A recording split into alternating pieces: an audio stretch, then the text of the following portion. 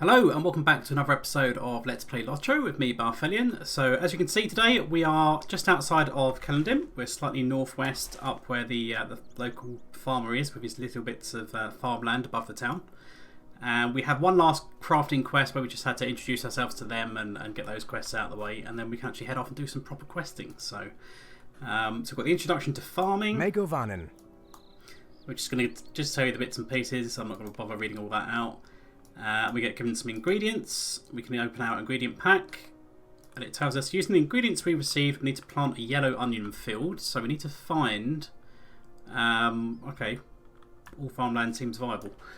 Because sometimes they can be different ones. So let's have a look. We need a yellow onion field. We need farming tools, which we haven't actually got equipped because it needs that one. And as long as we're stood in the field, we can start casting our seeds. It does a little induction. It can take a while, particularly for later crafting recipes. And as you can see, we'll spawn a field on the floor in front of us, which you can then right click to interact with and harvest whatever we've planted. Now, farming is a bit of a grind if you're going to do that craft, because you have to not only sow the various fields, you need to harvest them as well. So you can't just go AFK and craft hundreds of items on their own.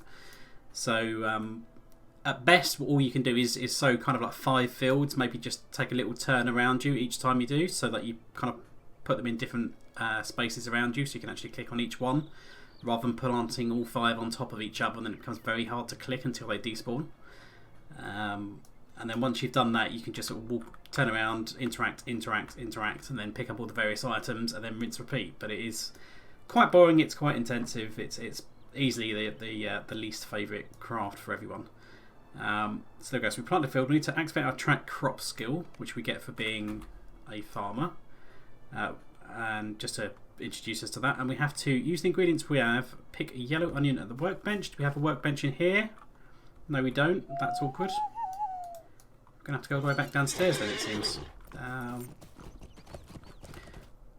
So if we come back over here, go back down to the regular crafting area, which should be over here. And there should be a workbench around here somewhere. There we go, that one will do. And there we can turn our fair yellow onion crops into regular yellow onions. So we only need to do this once. Generally though, each crop will give you multiple of particular items, so it doesn't multiply. It's not just 1-to-1 every step of the way. We might as well convert all 3 or 4 of these that we had, because there's no point hanging around with crops in our inventory. I mean, you could sell them at auction house, but then people still have to convert those to the regular crops, and unless they're particularly after the experience from doing so, they're not going to be interested in having to do half the work themselves. So if we head back upstairs and sneak around the back of this guy, this is where the Vault Master is, and hand this in to the Farming Master. He should be satisfied that we are now capable of doing farming in the game. So what can I do for you? There we go, completed. So we've got a couple of quests around this region that we need to do. So we need to defeat Vale flies surrounding Celondim. So as you can see, there's one over there. Yep, we know about open tapping. So they should be all kind of around in the hills. Should be a fair few to the southwest. That should provide enough of us. Defeat foul creatures at Tamgaler, which is going to be up. Is it over here? Is that the one I'm thinking of? No, it's over here. It's due west of us. And then speak to Afal at the camp, which is over in this little kind of nook over here. So if we murder anything we see. And that is quite loud.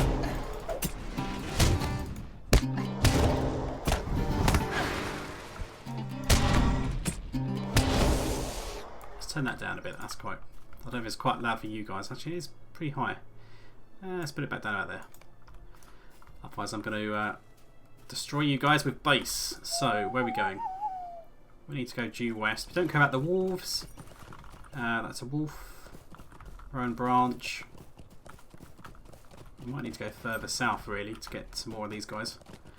Actually, we can go around. Can we climb up from this side, or do we have to go south? We're going to have to go south, aren't we? Because that's the river. Okay, fine. We'll go the long way around. So ignore these. I think the wolves, yeah, they are hostile because they have a red health bar as opposed to a yellow health bar, which would indicate they don't attack unless provoked. So as you can see, we've got this wide field over here. This is where we should find enough of our flies that we need.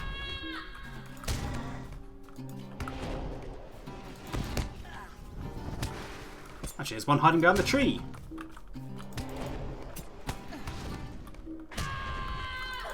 Die, damn it. There we go. Right. Come over here, you. So we need 6 of these. This will be number 3 for me.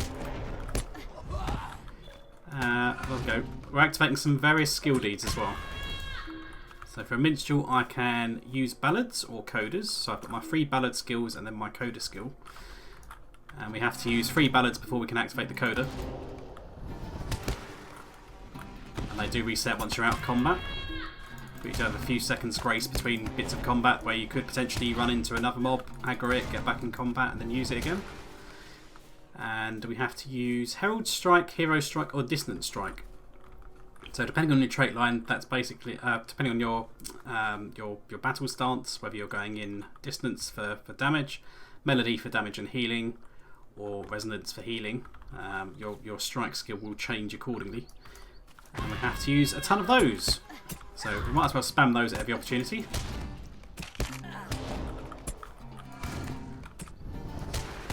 Right. That's 5, so we need 1 more. It's going to be you, sir.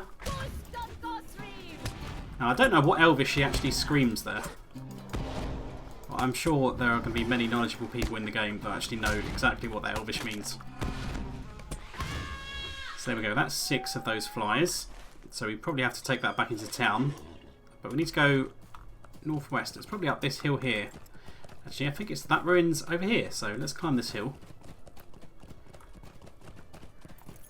And at the very top of this, we have to put down some kind of stone or something to ward off evil creatures, if I remember correctly. So there we go. I've got an indigo plant there, which is used by scholars to make indigo dye, as one might imagine, as well as being combined with other materials to make other kinds of dyes. Scurrying harbour rat, which is passive. So we need to get to the back of these ruins, and I think it's over here to the side, if I'm thinking correctly. No? Maybe not. I just need to defeat the creatures at this point. I'm thinking of a later quest on them.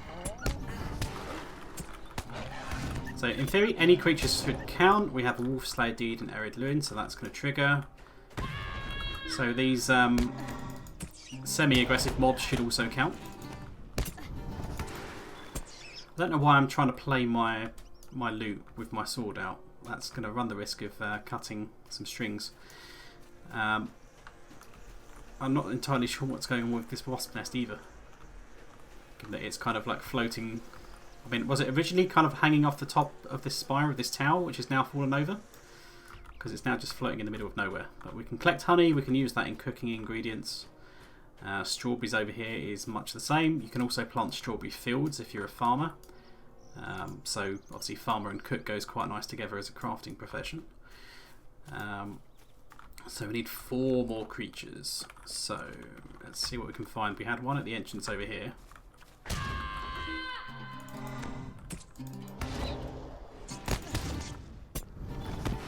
There we go. There's a wolf over there. That's 4. Can we find anything else in here? One of them.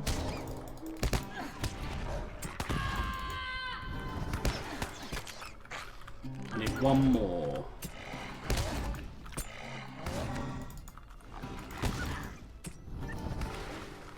Oh damn it, I thought that was going to kill you.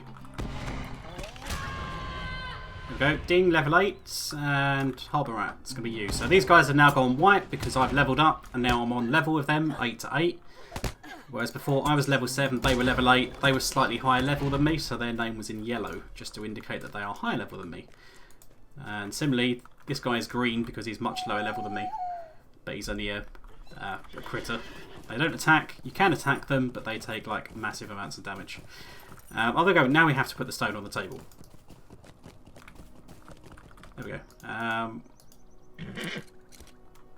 So I was thinking of this quest, I just had a pre-objective. So we need to head back to the town to talk to that person. However, we also need to talk to someone at the camp now. So let's go over there. Collect that indigo plant.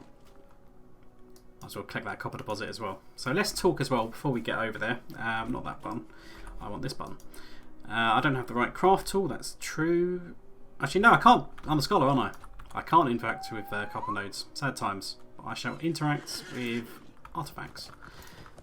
Which allows me to find skull objects. There's probably quite a few at the place we've just left up on the hills, although it's out of my mini-map now. But tracking artifacts will allow us to find any kind of scholar nodes. It's generally like ruins and chests. So if you're looking for those, you'll find them tend to be concentrated more around ruins or any abandoned structures, that kind of stuff, as opposed to randomly in the field like you would with wood and copper nodes. So always look for those kind of places. But so I was getting distracted. So what are we talking about? So the High Elf, their passive skills. Every race has 4 passive skills. So in our case, we have Fading of the Firstborn. We have Reduced Fate. The time of the elves in Middle Earth is nearly at its end, so we have a slight penalty to fate. Bear in mind, all of these starting things, they only affect you in the initial levels. Really, they don't have any meaningful impact long term. It's just it's more like more of a lore thing really than a proper stat thing, unlike the actual proper class traits. Second one we've got is Peace of the Elder. So this gives us increased morale and morale regeneration. In times of peace, your vitality and spirit are renewed more swiftly than those of the younger races of the world. So we get a little bit of increased morale, 20 morale. It's meaningful in the early levels. Beyond that, not really. Nobody cares about 20 difference. And 60 non-combat morale regen, which is again isn't that much. So our third trait is Sorrow of the Undying. So you have reduced will. You have witnessed the passing of the ages and still feel the hurts of those lost in the battles of the elder days. So we have a slight will penalty as well. So obviously will and fate, there's a slight penalty there. Both of those are useful to us as a minstrel, but as I said, because they don't really affect us long term, don't worry about it. Don't worry about any of these. And then we've got Suffer No Illness, which is probably the most important one, because this gives us improved resistance to disease and poison. Elves do not suffer illness. So we have plus 1% disease resistance and poison resistance, and this is percentage based, so it does scale well later into the game.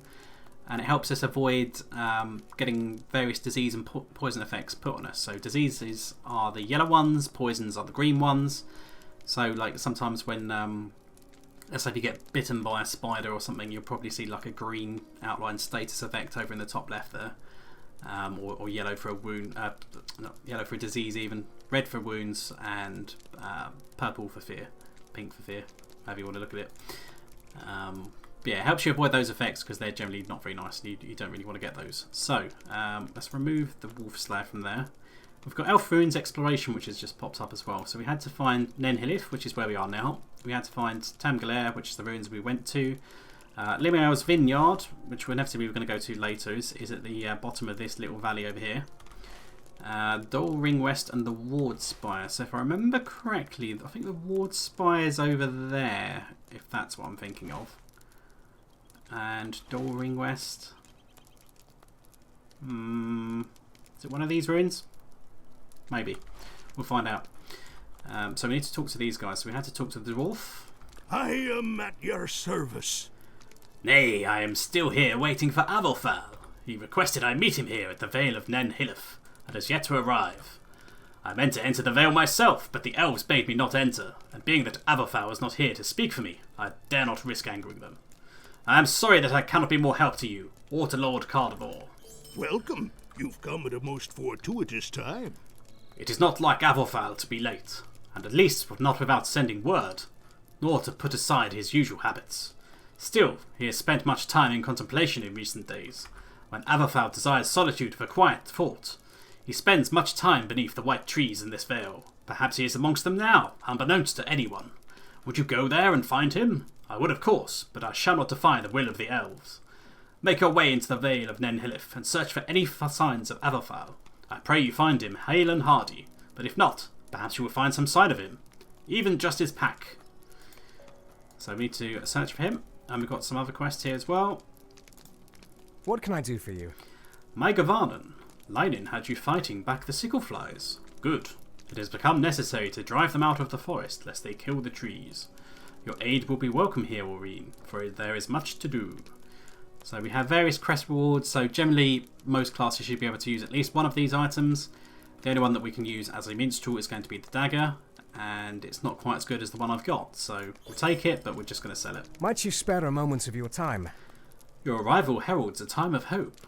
We have yet to discern what caused the wolves to empty into this valley. Perhaps with your assistance we will soon learn the reasons behind the invasion. The other two Glade Wardens here, Laurelin and Helith, will explain the tasks that I set before them. See to their requests and earn their favour, and you shall have mine. Fair enough, so we're going to have some more quests. We'll just remove this one from the quest tracker because this is just a wrapper quest to complete the various parts. We can remove the Elf Ruins exploration as well because that's just a deed, but these ones are proper quests. So our efforts here are to recover the land from this new threat, that is clear. We are also here at the behest of our kinsman. In Celondim, there is a Vinter who wants only to make a final offering to store enough wine to survive our journey to the west. So they want to stock up on the booze before they go on the boat, basically. I have offered to recover enough wood to build such a cask. You will need to search the wood in this vale for wood that has not yet been spoiled by the sickle flies or the wolves. I don't know why the wolves would spoil it. Let's see if we can chew it. Return to me when you have collected enough sturdy pieces of wood, and I will grant you my favour. Mind my words, traveller. My Gavanan, minstrel, I overheard your discussion with Orvelas and hope that you are willing to assist us. This vale was once a place of inspiring beauty, where we could come and commune with nature. It has fallen far from those days, since the incursion of these wolves. It is unclear where the wolves came from, or why they chose to dwell in this valley, but it is clear that they must be removed to ensure that nature can return to its balance. Enter the valley and destroy the wolves to ensure the future of the valley. Return to me when you have accomplished this task, and you will have earned my favour. So, kill wolves, collect wood, and look for the missing dude. Let's just grab loads of mobs. Should probably consider going into Melody as well so we can have AoE on our coda.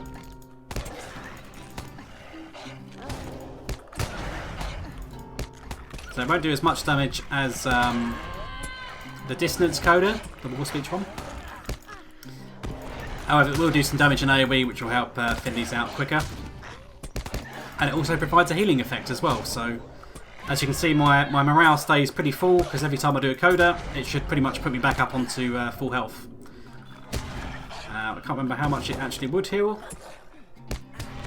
So anywhere between 100 and 150 morale. So that tops me up quite nicely.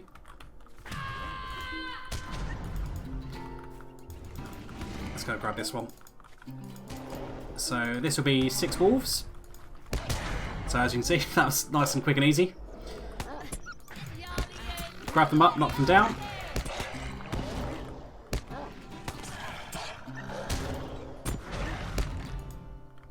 Come on, wolf, die. There we go, right. Let's start interacting with the lumber. The guy we should need, or his pack, should be over the far side of the lake on the western side. But if we just grab as much of this wood as we can at the moment, and hopefully try not to aggro too many more of these. There we go. Interact with that.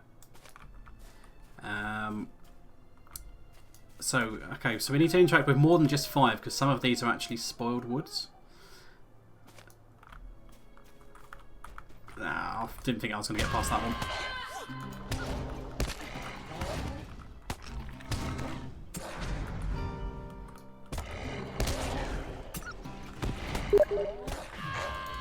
And that's my Steam chat, not yours. Obviously I haven't muted myself in the meantime. Right, so another wood. That's only rotten. Then another wood. We have to keep going until we find 5 good ones. There we go. It's a good piece. Hopefully that's a good piece. No, that's rotten. There's one hidden behind this rock. Obviously having the floating names on helps. Actually, it's in the rock. Otherwise we never would have seen that. And I think I've just aggroed that wolf. Lovely. Right, kill you. I've got the questing deed as well in Ered, Luin, so we have to complete a number of quests. Doesn't matter which quests, doesn't matter what order you're doing them in. You just need to complete a certain number to get each tier of the quest done in your deed log. So we'll take that off because I don't need that right now. There's the elf satchel, so that's probably what we're looking for.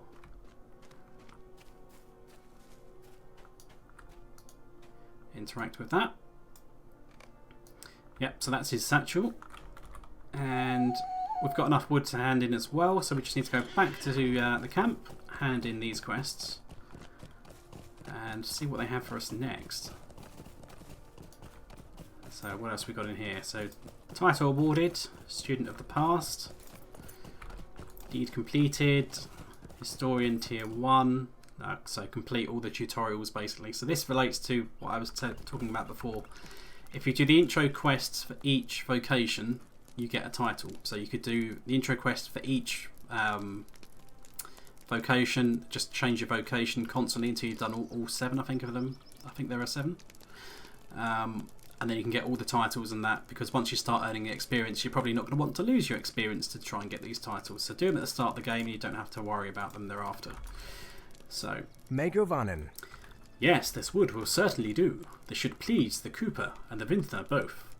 The white ships will certainly now be supplied with the finest wine from Ered Luin. Megavonen. Nature calls once again from the Vale. I can feel it course through my being. We cannot rest on this virtue, but you have brought hope where there was sorrow, Aureen. You have earned my favour. Might you spare a moment of your time?